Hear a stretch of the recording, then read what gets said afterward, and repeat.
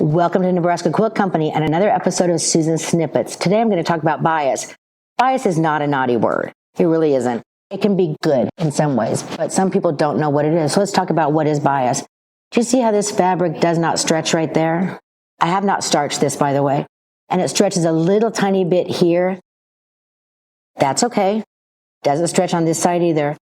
Fabric is woven this way, and it will give you a little bit of stretch on one side and no stretch on the other side. If I were to take my rotary cutter and cut it in half against the biases,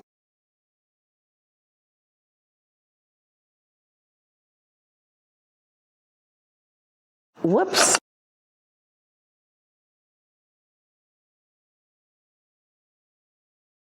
And now look at how much stretch I have here. This is bias.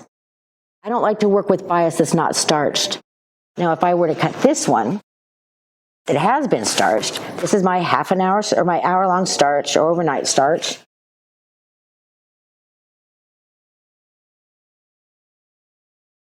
There's not as much bias. I'm still pulling the same amount. There's not as much bias. That's why I use starch. That's another reason to use starch. Now, remember, when you're sewing two pieces together, and we do this a lot in quilting, you take your two pieces and you're going to sew them together. And a lot of times you're going to sew bias to bias. If you're going to do that, you want to make sure you let your sewing machine do all the work. Pull the fabric through the machine. Don't push and pull and tug it. Remember, don't starch your pre-cuts because they will shrink. And if you have any questions about bias, play with it. Starch it for a while, see how you like it. See what you like about the starch, see what you don't like about the starch. See if you can use your bias to your advantage. A lot of people like to use bias binding. We use bias to sew on a curve also. That's a good part about bias.